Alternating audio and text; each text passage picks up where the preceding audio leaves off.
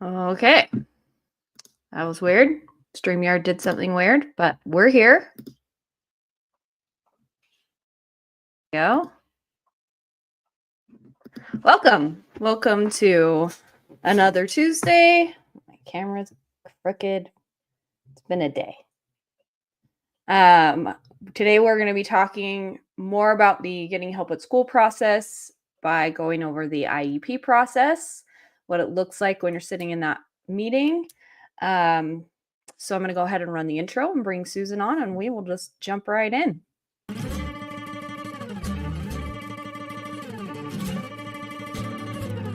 Hi, I'm Nicole, and as you have probably guessed, I have ADHD.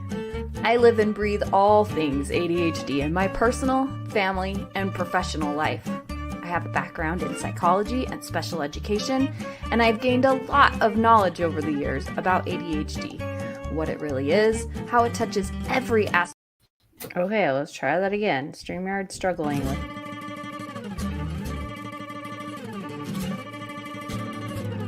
Hi, I'm Nicole, and as you have probably guessed, I have ADHD. I live and breathe all things ADHD in my personal, family, and professional life.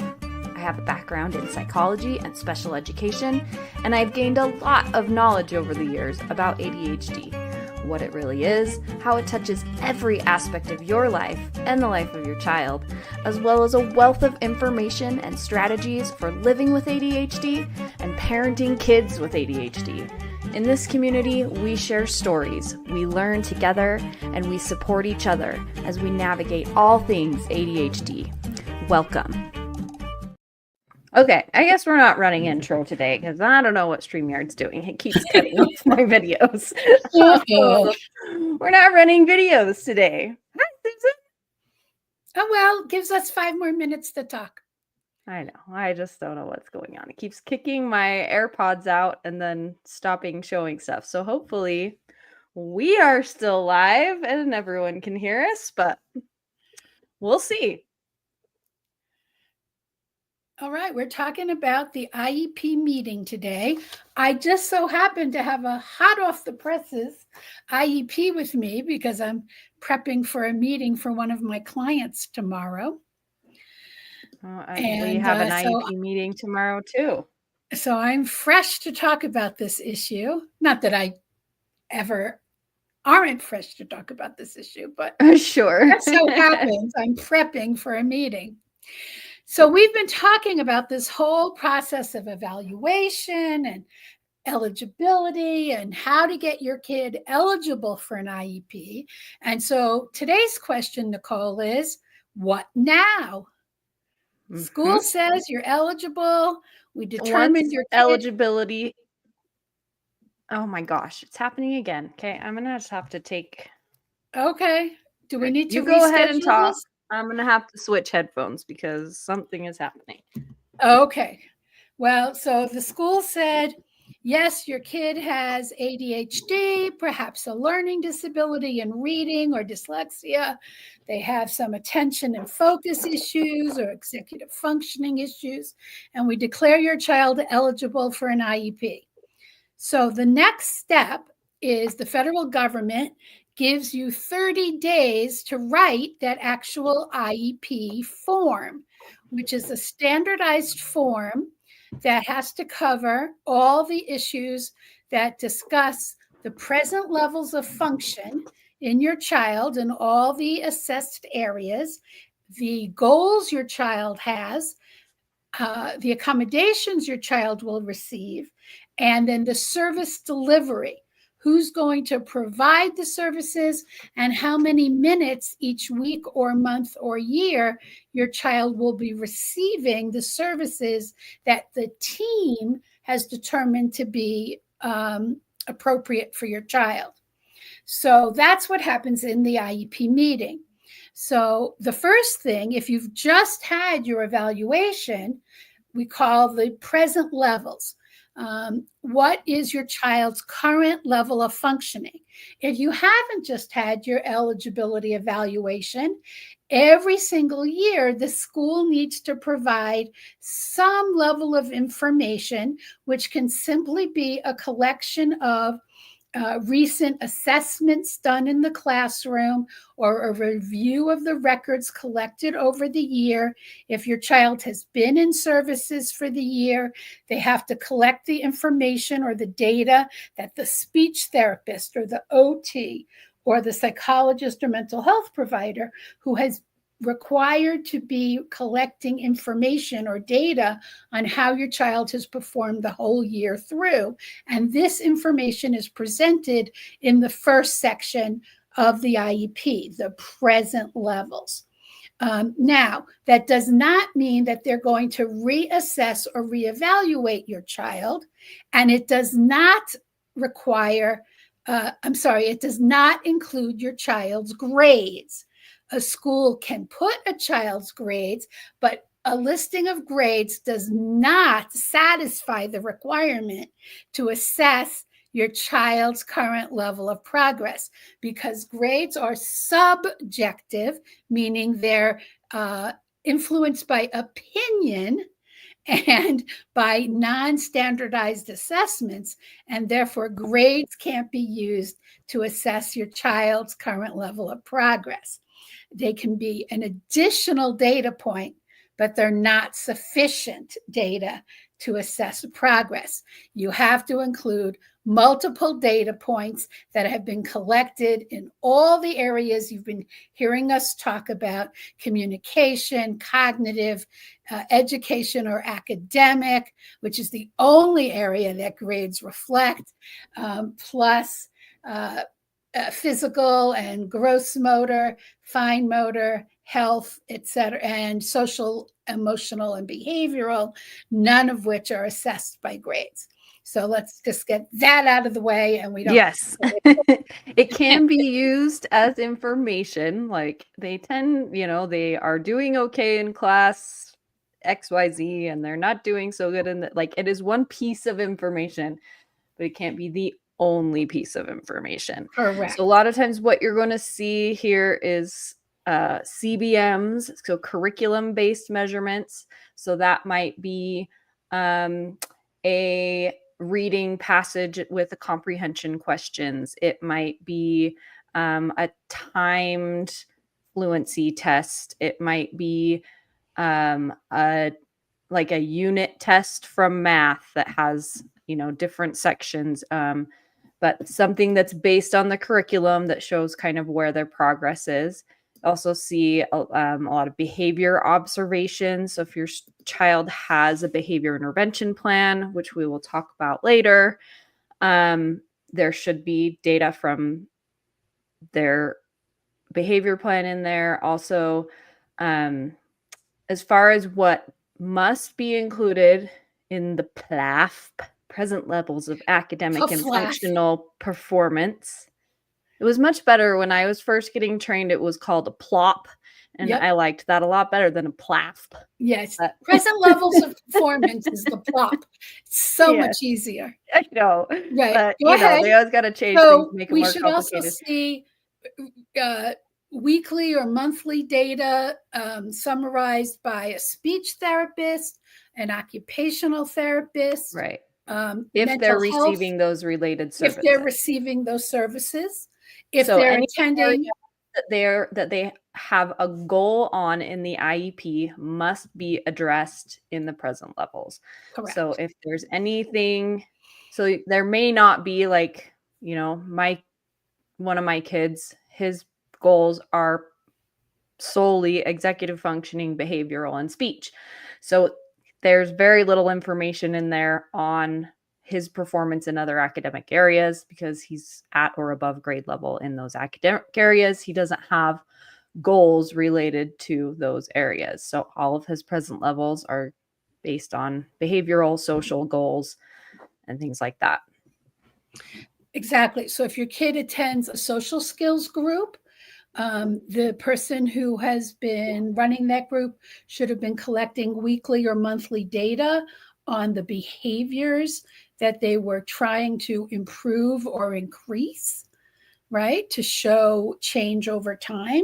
So that data should be presented as well. Executive functioning skills.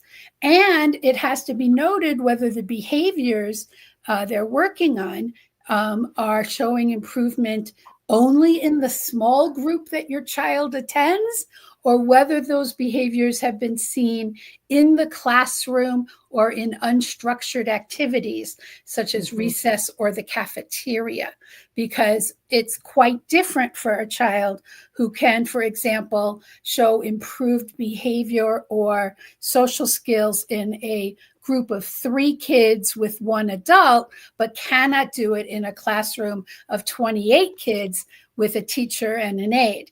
So we want to see whether they have shown improvement in both environments or not. So all of this type of information has to be presented in this present levels first section of the IEP. It also has to include a section of the student strengths. And I was just noting in the one that I'm reading for my IEP client tomorrow, that only lists what the student says their strengths are. But in fact, according to the federal government, I'm reading the federally required sentence. It says educational developmental strengths, interest areas, significant personal attributes, and personal accomplishments as indicated by formal or informal assessment, be sure to include specific feedback from the student. And I've seen over the last few months, 75% of the IEPs I receive only include feedback from a short interview with the student where it says things like he enjoys math, he participates in choir, he gets along with other students, right? He knows his own strengths and needs. But I'm looking for teachers to tell me he's significantly improved in reading or in math. I'm looking for the mental health person to say he's shown growth in his social skills.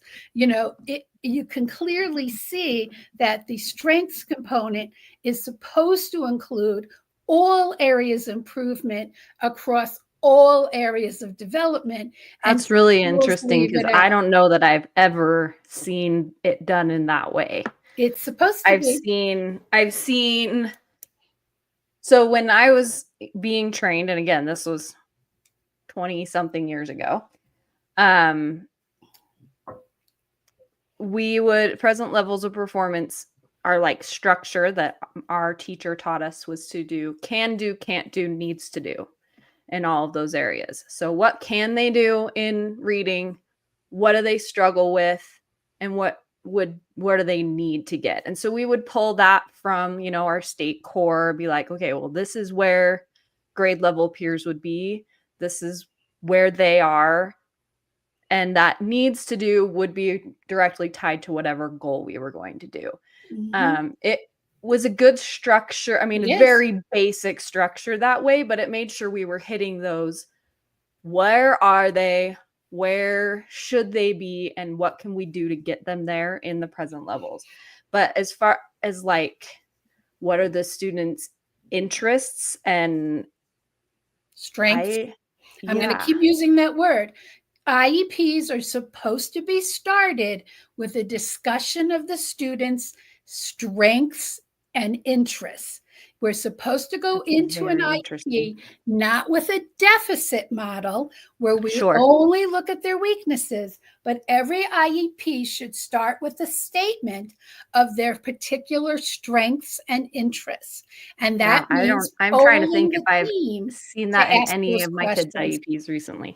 I mean, we certainly talk about, because again, all my kids, most of their areas on their IEP are in executive functioning.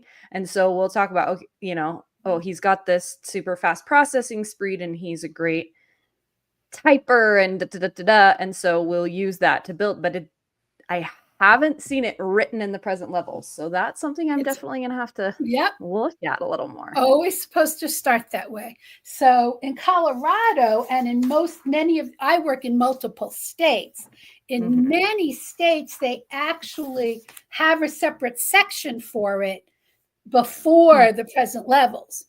Some states don't make it that explicit, but the federal regulations say you're always supposed to start with a statement of their strengths.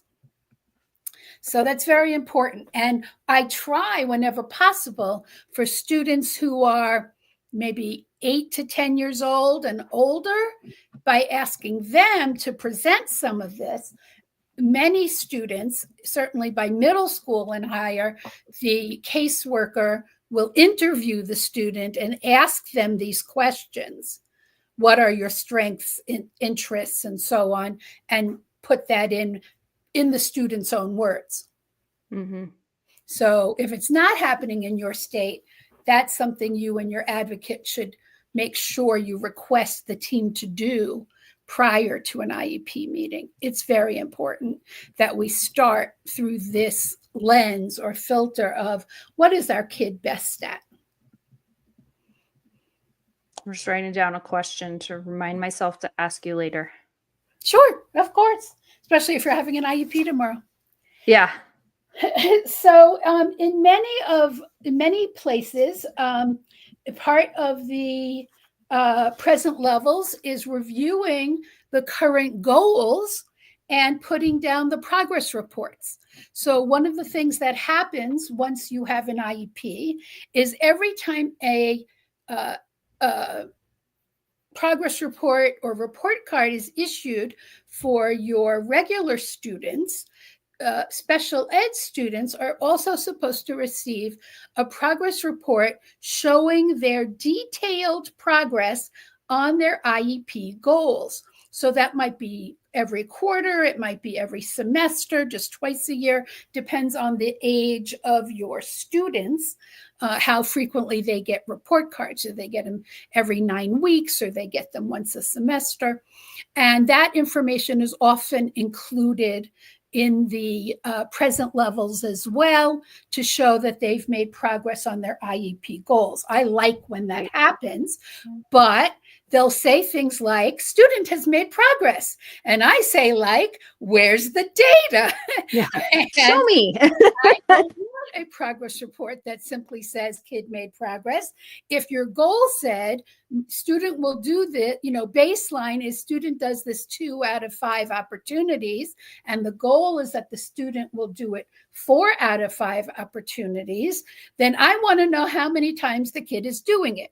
Is the kid doing it 2, 3, 4, or 5 times out of 5 opportunities? Your staff person at the school should have been collecting that data. They should be able to show it to you, the parent, on demand. And they absolutely should have that data available at the IEP meeting and written into the IEP itself. So if they just say student made good progress or student met this goal, I say, show me the data. And I'm horrified when an OT, a PT, or even a teacher who says students should be able to read 35 out of 40 words correctly can't show me a data point where the student read 35 out of 40 words correctly. How do you not know that? And how do you not bring that data to the IEP meeting? And I will hold the meeting while everyone scurries around back to their offices and gets me the data because it belongs in the IEP. And they have to prove it, right? They have to show it to me.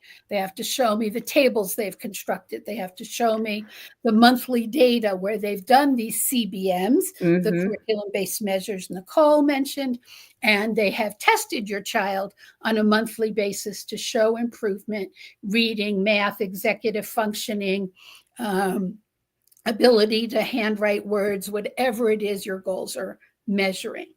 All of that belongs. It becomes really important when we get down further into writing those goals that they are written in such a way that they know exactly what data they're collecting. Exactly. We'll talk about that in a minute. So do you want to say anything else about present levels, Nicole? Just a reminder to parents that you are a part of this process. And I think so, they send you a draft of your IEP before your meeting, right? And this is good because you No, want to be you able can to look over it. request the draft. You Many can request. schools don't send it unless you request it. Okay. They always send them to me, so maybe it could be because They know you need they it. know me, or it could be just standard practice for them to send a draft ahead of time. I always sent a draft ahead of time, or at least came to the meeting with a draft for parents who were more difficult to communicate with. But it was, had a big height. We weren't doing it all on the computer at that time. We would type things up and attach it to actual phones, but across everything was written very boldly in highlighter draft, because this is a living document. It is not, here's what we're doing. Right. We're going to tell you and you sign it. It is to be written in the meeting. So any draft that is coming, this is their ideas, but they are not set in stone, and you get to have input everywhere. And that includes in the present level. So if you've got some things that you want to add to this area that you want recorded in that IEP, you as the parent get to have that input. Yep. So the next section then, after we finish the present levels, is what they call the student needs and impact of disability. And this is the section where they summarize what happens, what all the diagnoses or eligibility categories are, and they list the specific impacts those disabilities have on the student.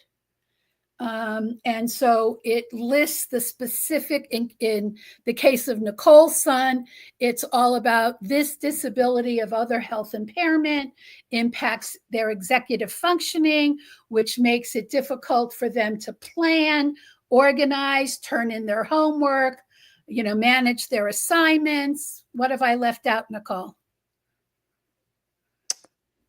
Oh, it depends on which kid we're talking about. Okay, well, I'm just doing the one for tomorrow. And then, so for the client that I have, they have one like that, and they also have specific learning disability in the area of reading, which impacts his ability to decode and encode words accurately. We discussed this at length when we described dyslexia last week. It limits his ability to comprehend text, express himself in writing. He requires specialized instruction, accommodations, and access to assistive technology. So it's a very detailed listing of all the needs a student has as a result of the disability labels that he carries. So this is very important. And then there's usually a list of some it's a standardized list. Do they need special assistive technology? Do they need special transportation? Do they have a health plan? Do they require specialized instruction in reading or math? These are requirements of the federal government that a school has to check off yes or no. Mm-hmm. And that is on every single IEP in the US, because those are federal requirements to be checked off. And so it talks about they're not blind, they're not deaf, they're not deaf-blind, they do not have unique communication needs. These are things that every school has to check off, these special factors. And there's also a space here that I highly recommend every family participate in. And this is the parent-student input. And parents here can write pages if they want to, though I usually help my parents that I'm advocate for write 2 or 3 paragraphs at a minimum, where you talk about what you see as your students' needs. Mm-hmm. Okay, so you start with what I'd like to see my student accomplish in the year to come. This is your version of the present levels, what you see your child's biggest needs as, and what you'd like to see happen. I'd like to see him receive these kinds of services, those kinds of services. I'd like to see these kinds of accommodations.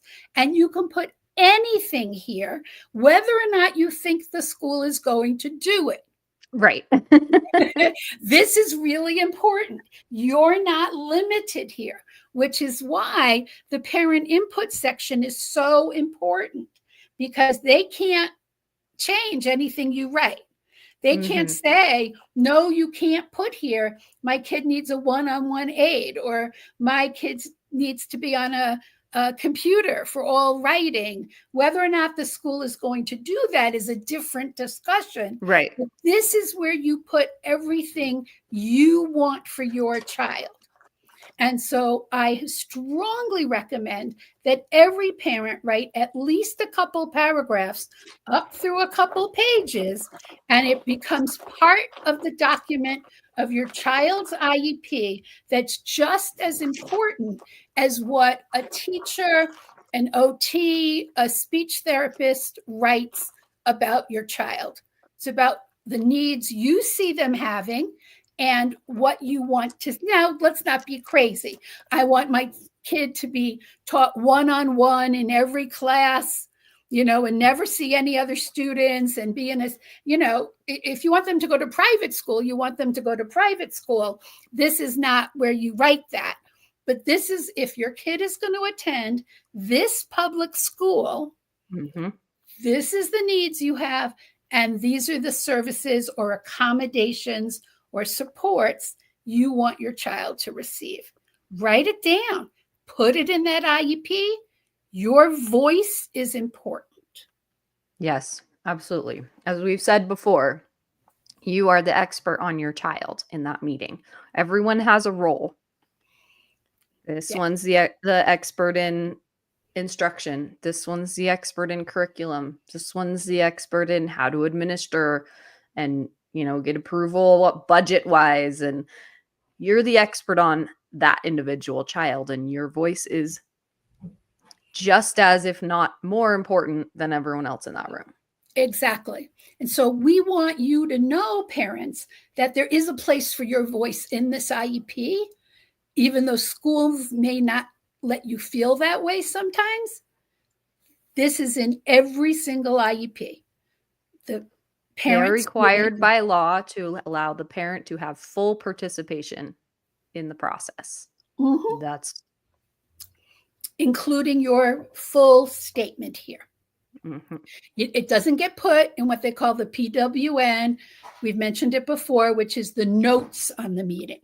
That's not where it goes. It's not in the notes. It's in the actual IEP. So it's important that you see where it goes. It goes right after the present levels and the listing of the student disability. That next section is for you, the parent. Okay, your voice gets heard. Yep. So then we get to the meat of the IEP, which are the goals. Yes. Now, you can have 10 or 12 or 15 goals. It's not very useful to have so many. Right. But you can if necessary. What's really important is to have 1 or 2 goals in each of the major areas of need. Now, if you have 2 or 3 diagnoses, so you might have autism, you might have a couple of specific learning disabilities. Remember, there are 3: reading, math, and writing. So you could have, we're up to 4 diagnoses now. And you might have other health impairment for something like ADHD, which can cover some behavior, and it can cover executive functioning, those planning and organization skills. So we're talking 5 or 6 potential goals, sometimes 7, covering organizational skills, planning skills, at least 1 or 2 goals in each of those academic areas. So we're getting up there already. Right. The point being that if you have OT, if you have speech therapy involved, if you have a social skills goal, we're adding up. Now we're up to 8 goals So Mm-hmm. we want to be very directed in what we write in our goals to make sure that they are all directed towards the most significant needs of our kids. But we also can't let the school say, oh, we can't work on so many things at once and leave out goals if it means our student isn't going to receive a service. Right. So if we really think our kid needs OT to work on sensory issues, or a younger kid might need help with handwriting, or they need physical therapy because they have a physical Muscle dystonia limitation, or their core strength. I'm leaning towards my computer as I talk. I'm acting out all these goals. A lot of kids have difficulty with handwriting because their core strength is so weak, or they have difficulty participating in school activities because their muscle strength is so low, and they require physical therapy for these things. We Mhm. can't leave these out. We Right. can't leave out multiple math goals. We might have to have 2 math goals, not just one, because they don't Mm-hmm. just need help with division or fractions, but they need help with word problems. We talked Right. about the difference last week. Yeah, usually when I was writing math goals, we'd have at least one that was computation area, one that was in a fluency area, Yeah. so math facts, which they don't do, drill and kill so much anymore, but that is Well, a that's because they're not skill right. that Depends on what your testing shows. So if right. your testing shows that fluency, their ability to think quickly about reading or math, is the issue Mhm. for your child, that's where the weakness was in your testing. Pay attention to your testing. Yeah. If that's where the weaknesses are, that's where you need to have goals. And if they don't have those basic math facts, it becomes an issue in higher level math. It come in factoring, in, reducing Algebra. fractions, all those sorts of things. They have to be able to recognize the patterns that come from those math facts. And if they don't have them in there, it become really difficult, slow them down and make them frustrated, and then they're behind. So it's something that I frequently included. So we would have a computation goal, a fact goal, and then some sort of problem solving goal. So just Right. for math, we've got 3 areas right there. And the same thing in reading, because you Mhm. might need a goal around encoding, that Mhm. is figuring out how to put together words to make a sentence, but you Mhm. might have problems in decoding, which is the reading goal. Do you And then you've understand? got fluency and comprehension, and Yes. there's lots of different areas. And so, yeah, you may have more than one goal, or sometimes we would write an overall goal with multiple objectives Which under is the the way goal. more and more people are doing it now. Yeah, so you could just be working on one section of the goal at a time, and as they then, but it's all progress towards the overall goal. But rather And than you've having 15 different goals, now you've got, areas exactly. of goals with some kind of sub objectives under them. And then you have your social skills goals. Are they going to work on initiating or Mhm. reaching out? Do they know how to ask questions of other kids to start a relationship? Or are they working on responding? What do they do when other kids reach out to them? 2 totally different sets of skills. Could be one goal about having better social relationships, 2 objectives, one about how do they do to make new friends? How do they do to respond to other people? Again, you have to have data. We talked about this under the present levels.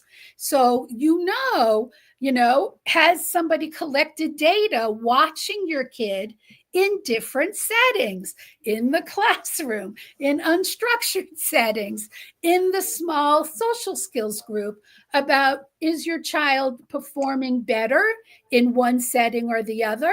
I'm Mhm. guessing yes. And then where are they going to train them? Where are they going to provide the teaching? Well, usually they teach it. Sorry if you hear crashes around here. My door isn't closed all the way. Where are they going to provide the training? It's generally in the small group. Well, great. If in 6 months they're doing better in the small group, when are they going to start working with them in the unstructured settings? Are they getting in the most conflicts in those unstructured settings? How are they going to teach or train or provide support there? And how are they going to provide support in the classroom if they're having social conflicts in the classroom? It's not one size fits all. Different strategies in different settings, but the IEP has to reflect that. And unless you say something to schools, they don't necessarily do that. They simply say, we will provide a social skills group and your kid will participate. But you have to have what we call baselines. Now, this is one of the most important things about no matter whether you have 3 goals or 15. Goals have to be SMART goals, is what they're called, right? Specific, we just discussed that. Measurable, right? It can't be an idea. It can't be Nicole will feel better about her relationships with other kids. Well, I hope Nicole feels better, but I can't look inside her head and see how she feels. So I can't measure how she feels. I can count how many times she responds to another kid's question. Oh, 3 kids asked her questions, and at the beginning of the year, she didn't respond to any of those 3. But 6 months in, if 3 kids asked her questions, she responded to 2 of them appropriately. Now that's progress. We went from 0 out of 3 to 2 out of 3. And she responded appropriately to those questions. I think we made progress here in social skills. If she was working on math problems and we had 5 word problems and she only got 1 correct, then she got 1 out of 5 at the beginning. That's the baseline. And 6 months in, she's now getting 4 out of 5 word problems correct. Then I can say, yes, she's made progress in math. Right? How many comprehension questions can she answer about a given paragraph?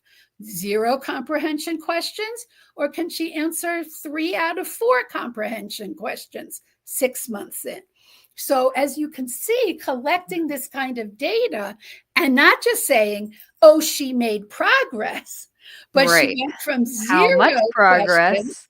How did you record that 2 progress? How frequently? So when you're saying 3 out of 5 times, was that 3 out of 5 times in one day or 3 out of 5 times in 1 month?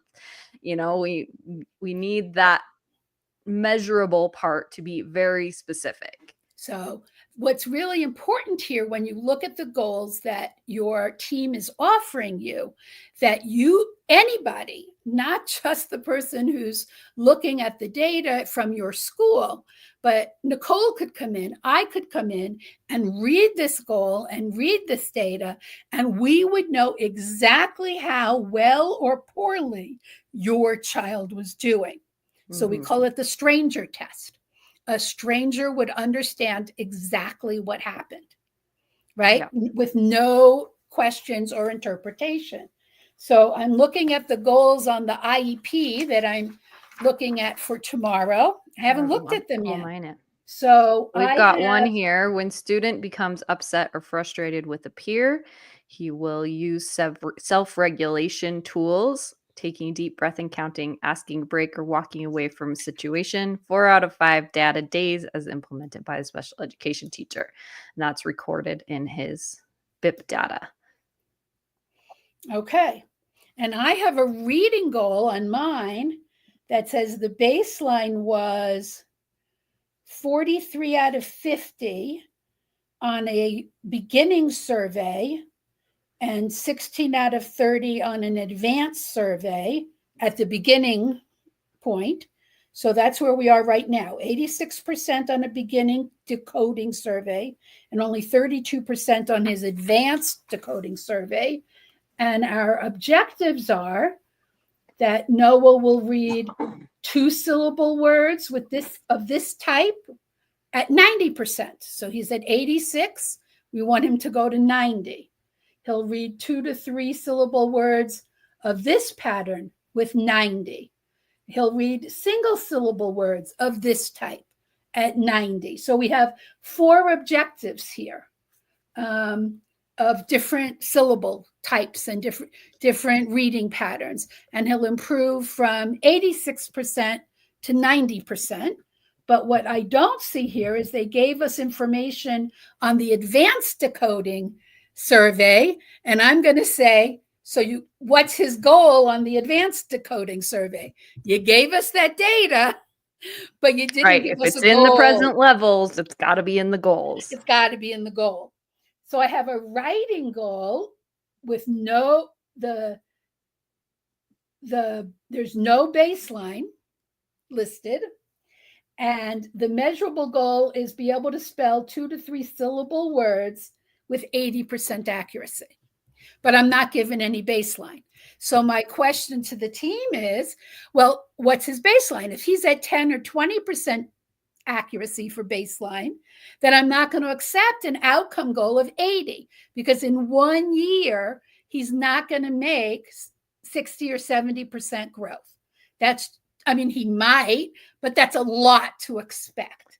Yes. So I generally expect no more than 30 to 50% growth in 1 year. That's when we get, the R part of the SMART goal, reasonable. And so the next one is, right. So action-oriented is they will do something. That's the A.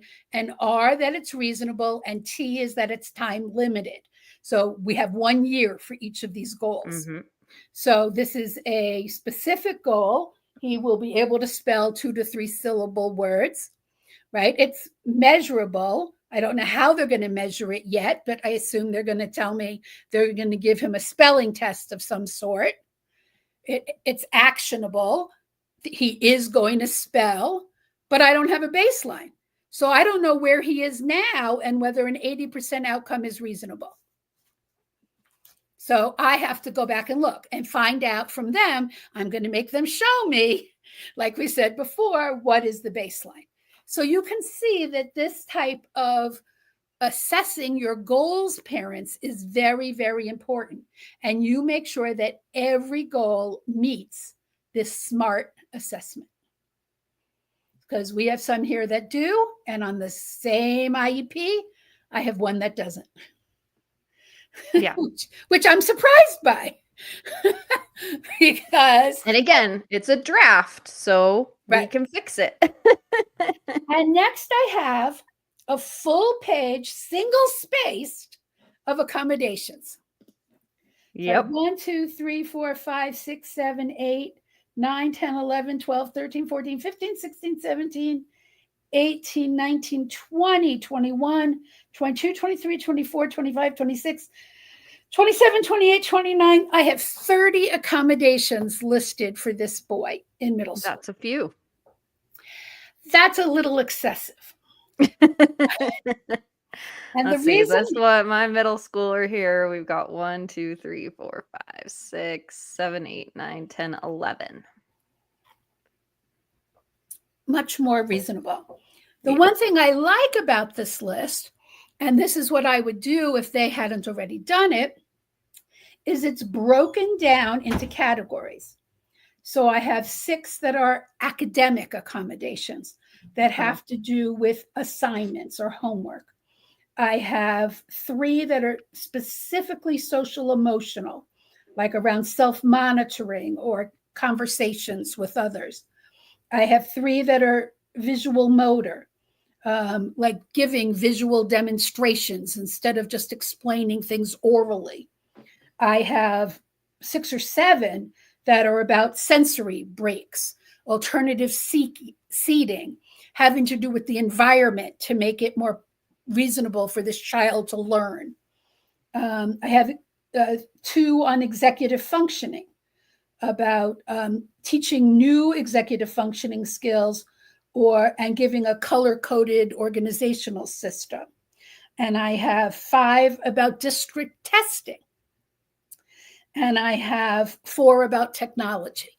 So if we have a whole other section that is just about testing accommodations. So These accommodations aren't ones that.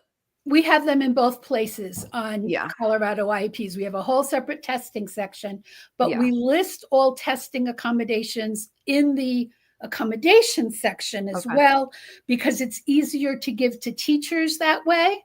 We can give a 1-page sheet of accommodations to teachers. Yeah. So all teachers will be aware. Some accommodations we have, for my oldest, the one that he primarily uses the most is no penalty for late assignments turned in within 2 weeks. His primary issue is he just forgets to turn the thing in, or he forgets the due date. And so that just gives him a little bit of buffer time. And that's really the only one that he consistently accesses. There are others that he uses from time to time, but that one is kind of if we were to only have one accommodation, that's the one we would have, because that covers his executive functioning issue where he goes, okay, this is due on Tuesday and it's finished. And Tuesday comes and goes and he forgets to turn the thing in. It happened just this week in his concurrent enrollment English class. Like, he's taking a college level class. He has an A in the class. He had the essay done 3 days before it was due. Like, the place to turn it in wasn't open yet when he finished it. So he forgot to turn it in and it was late. That was my son's biggest issue too, was not turning in assignments. Yeah. It's like, dude, you did the thing. Just turn it in. For this child, the one whose IEP I have tomorrow, we have more accommodations under sensory issues than anything else, visual and sensory. So making sure you have their attention and giving, more one-on-one or small group instructions, because in the big class, if you're standing up front and you give instructions, this kid will miss all the instructions. Right. Making sure they have notes, because they can't copy notes from the board. Making sure they're engaged at eye level, preferential seating, alternative seating, movement breaks. We have in my one son's distractibility kinds of issues that they need support around. Yeah, seating near a window with natural lighting when available is one we have, because he has Erlen syndrome, so that visual processing is just a lot worse under fluorescent light. If he can be where there's natural light, then he can read things a lot better. We have allowed to have his phone with him. We've done that for a few reasons. One is for anxiety. If he needs to communicate with mom, he needs to be able to communicate with mom. Yep.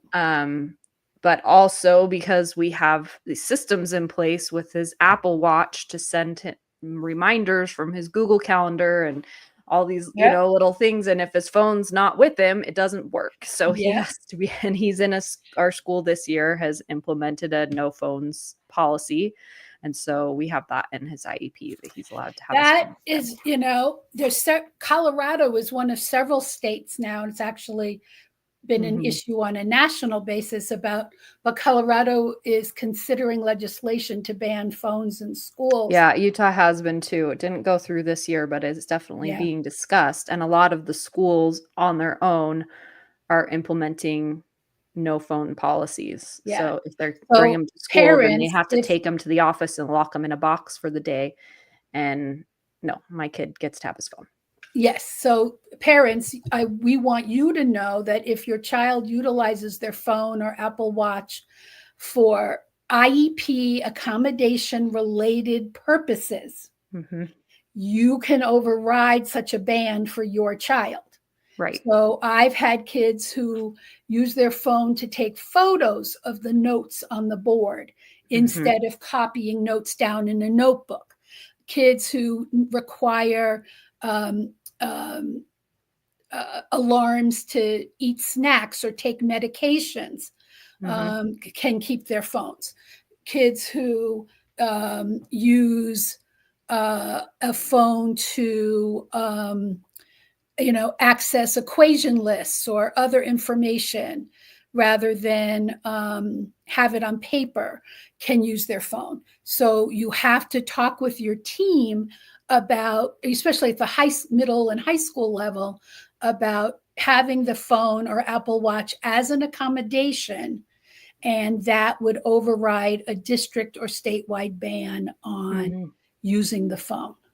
Yeah, it's one that's going to become increasingly important for us to remember to put down on paper, Right. because a lot of our Has to kids are be using those in sorts the of things. I IEP. mean, my kid has to be able to set alarms and reminders on his phone because he forgets to turn stuff in, or Right. I need to go talk to this teacher. We talk about it in the morning. As soon as he leaves the car, it falls out of his brain. So we set an alarm on his phone to go off and remind him at this time, you need to go talk to this Right. teacher. Especially like during advising period in high school, Mhm. they must check in with certain teachers or they're going to lose points.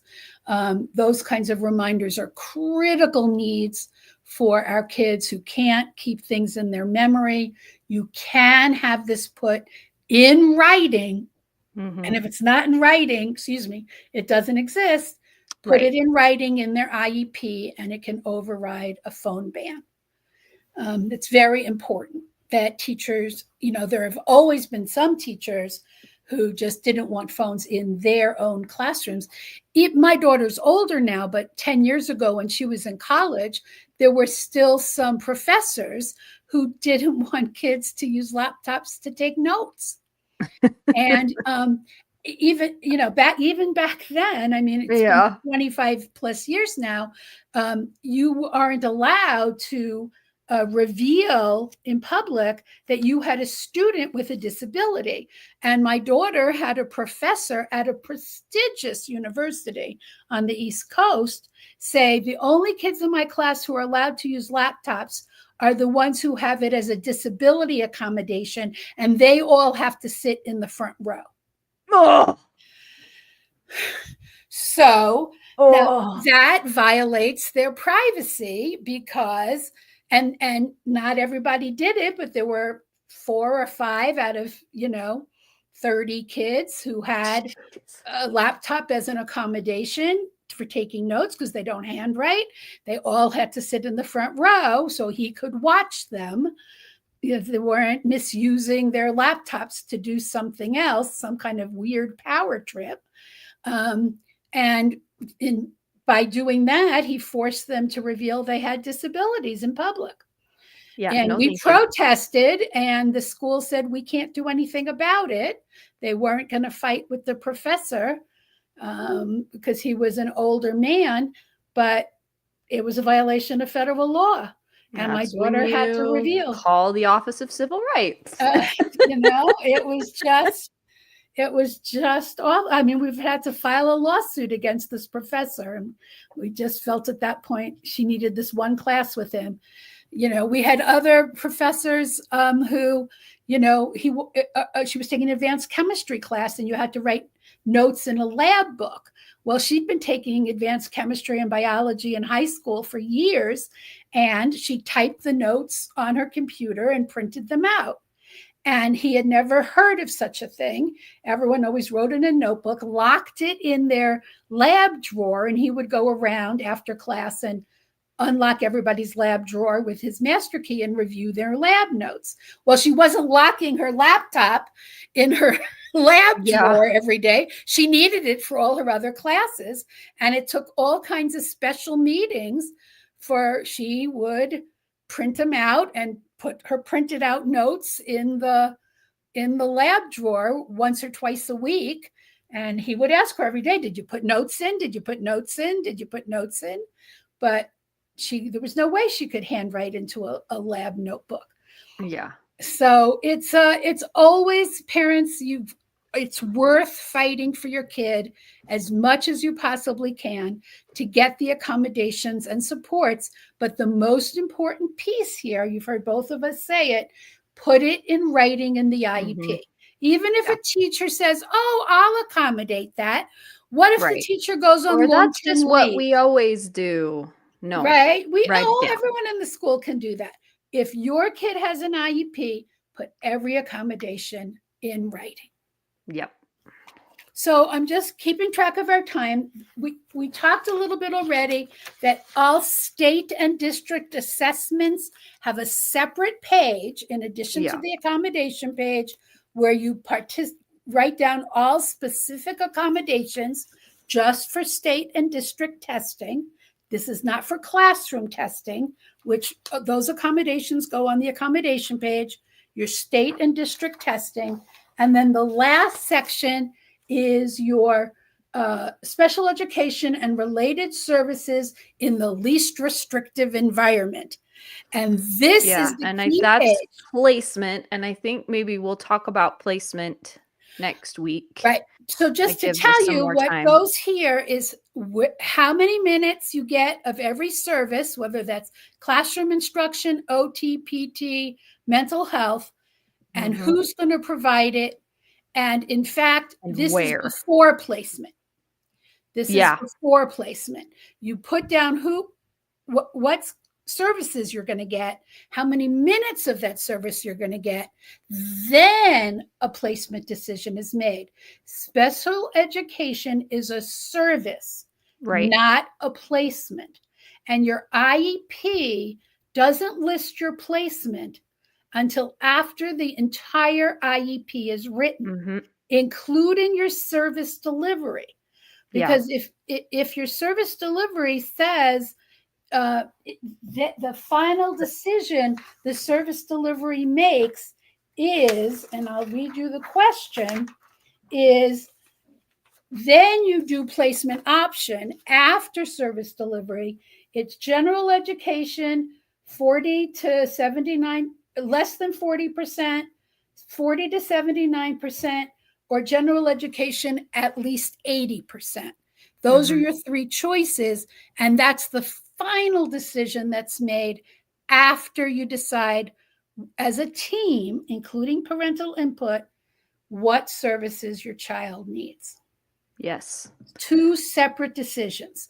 Special education. And there's a lot to chat about in that determination of services. So I think maybe let's do that next week. We'll talk about service time and placement decisions because I don't want to rush through that. I agree. So let's talk about that next week. And then you've done a really good job of covering like the main chunk and then having one thing over to talk about the following week. I know. We just have to split things up. It's just a lot of information. Thank you for listening today. If you have questions, I have one question for you. Yeah, go ahead, Nicole. So we're talking about speech. So my youngest has his IEP tomorrow, and they've been trying to exit him from speech for a few years now. I think mostly because the speech teacher doesn't know how to do anything but articulation. And so I was able to fight for it last year with some of his speech disfluency, but they are testing him again to exit from speech. So my questions are in pragmatic and social language, if they're only looking at that within the confines of that speech room, right? Is it generalizing outside? And so I need some advice on pragmatic language and social communication. The speech language pathologist has to do the appropriate pragmatic and social language I did specifically request that when they sent me the permission to test. Right. So if they haven't done that assessment and you believe and others on the team agree that there's a need for pragmatic and social language intervention, you need to require that assessment to be done. So if you go into today's the day, you should have received your draft today. I haven't gotten the draft from speech. I've got the draft from resource and from OT, but I haven't gotten. Okay, so I always get a complete draft that has the whole IEP. Yeah.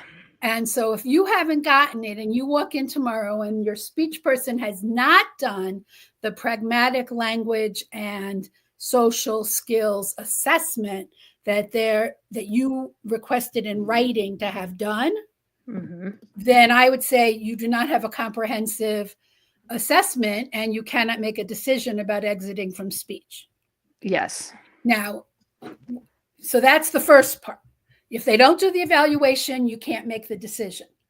Now, once they've done the evaluation, you have two things. You can say, I agree with your evaluation, which says, yes, I need services, or no, I don't need services in this area. You can feel, this is up to you and your husband, she did the assessment poorly and I don't agree with her results because she says he doesn't need these services anymore. And you can request an IEE and have an outside speech language pathologist reassess the need for pragmatic language and social skills intervention and bring that back to the school. Because you can say, no, you've never assessed him. You've never provided these services appropriately because you just said to me, she doesn't know how to do it anyway. And you can assess an IEE in this area before you agree to exiting him from speech services. So that's your second bite at the apple. And then the third one is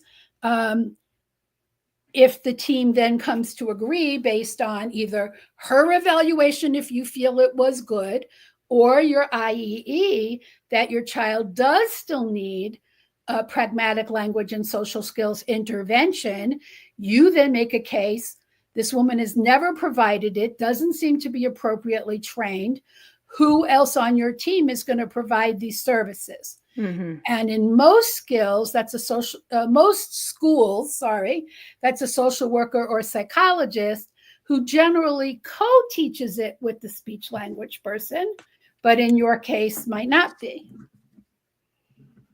But the first piece is you have to have an adequate or comprehensive evaluation of these skills. And if you think this person is not qualified to do that, you can ask for another person from the district, or you can ask for an IEE and have it done by somebody you trust. Okay. We'll see how it goes. It feels to me like that's the direction you're heading. Yeah. We'll see what comes up on the assessment that she does. I did specifically request that he needed to be assessed in pragmatic language. We've had great speech therapists and we've had not so great ones. We had a really good one at another school we were at that really got this stuff.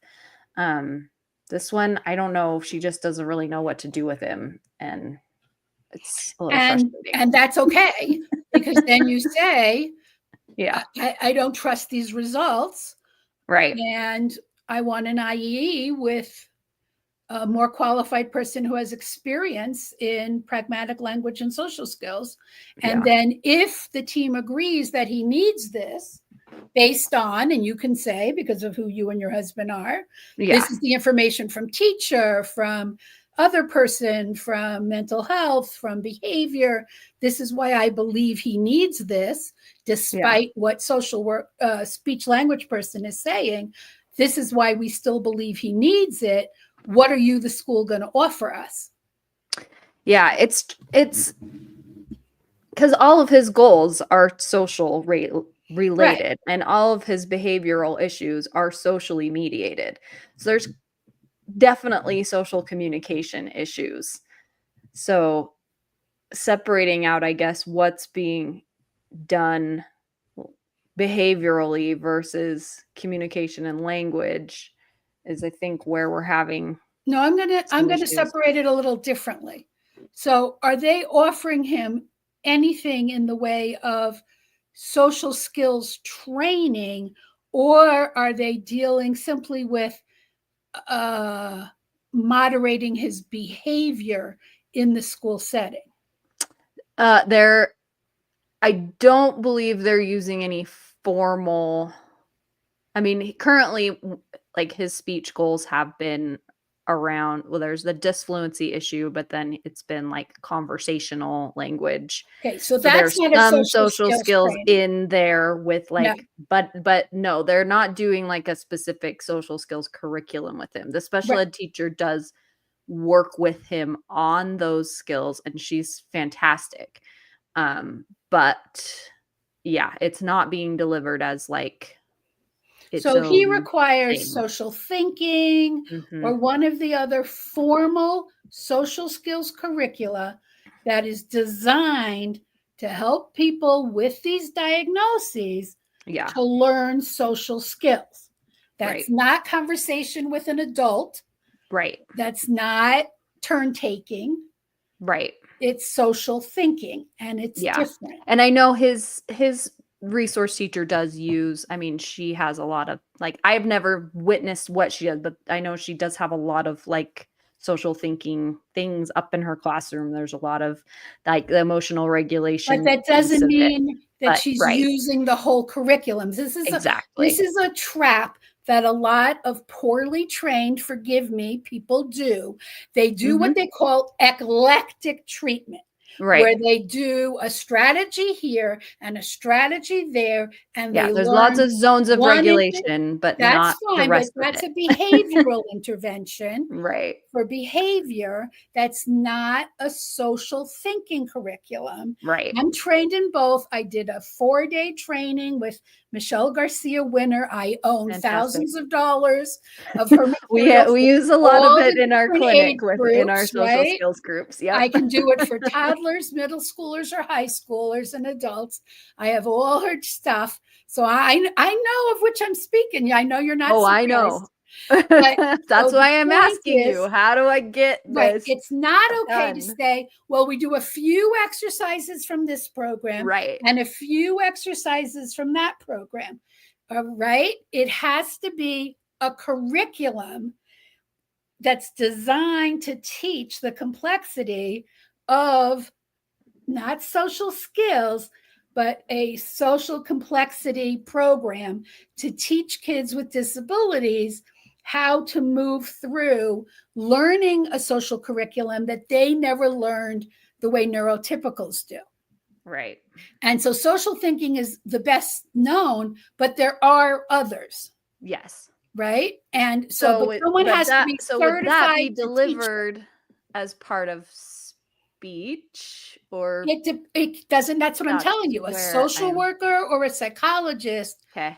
because I learned it as a psychologist. Right. So, but the woman who created it, Michelle Garcia Winner, is a speech pathologist herself. So Okay. she trains lots of speech pathologists in how to give it. So it can be any of those people, or even I see a lot of schools offering it jointly with a speech person and a mental health person. So you have to ask what your school district offers, who's certified to give the whole curriculum. Because it can't just be a little of this and a little of that. And zones of regulation is not a social skills curriculum. Right. It is a behavioral intervention curriculum. That's different. That's for when you're feeling overwhelmed and you can't control your behavior, your emotions, or your choices. So it gives you tools, literally out of a toolbox. You can have the poster on your wall. I have the poster too, where you can pick a tool to help you go from being overwhelmed to being calmer to being in control of your and that's what they're using with dysregulation. him on his other goal, his self-regulation goal, which is And great. that's an He's made great excellent progress curriculum. there. Yeah, excellent curriculum. But that's not a social curriculum at all. Right. So if they choose to use hers, you have to find somebody who's gone through the training and is certified to give the whole curriculum. Or they can choose, and because we're talking about this, I can't think of the one or two others I know, but there are because this is the best one. So it is the best one. There's no question this is the best one. But there are, what's the guy who writes about Asperger's? There are a couple others. Yeah. That are very good. There's one called Navigating Social Skills in the Classroom. I have the binder. I can't, it's in my other office, so I can't read it off to you. There are a couple of other good ones, but the point is it can't be some eclectic mishmash. It has to be a curriculum with somebody who's trained to give it. Because guess what? Then there's ways to measure their progress. Right? It's just meets our criteria. Isn't it amazing?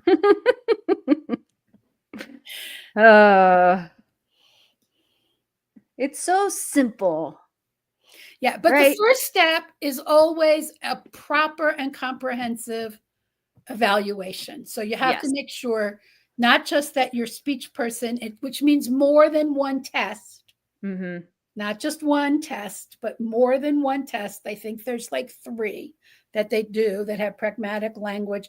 I know in Colorado, like we have a Colorado state test that they give, an assessment instrument that they do based on the results of 2 or 3 other tests to even see if they have deficits in pragmatic language. So it's a very big deal here in Colorado.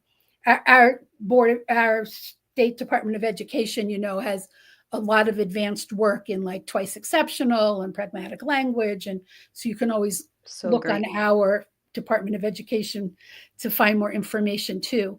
But so it has to be a comprehensive eval, which means more than one test given.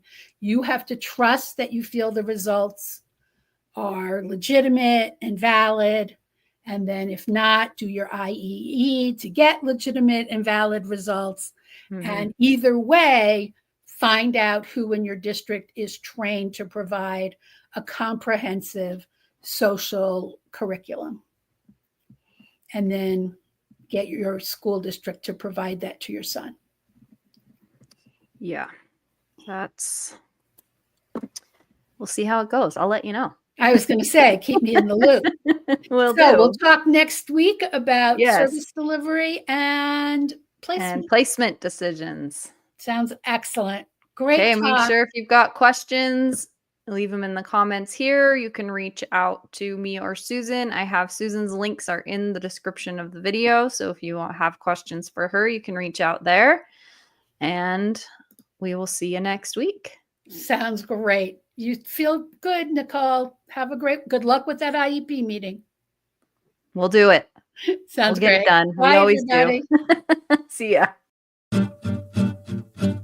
Thank you for watching. If you haven't already, please like, comment, and subscribe to the channel. This video is not a substitute for counseling, psychotherapy, medical, or mental health care. The information and advice shared here should not be used in place of any form of diagnosis, treatment, or therapy. Information provided here does not involve diagnosis or treatment of medical or mental or psychological disorders. If you feel the need for professional support, please seek a local professional in your area. This video is for educational and entertainment purposes.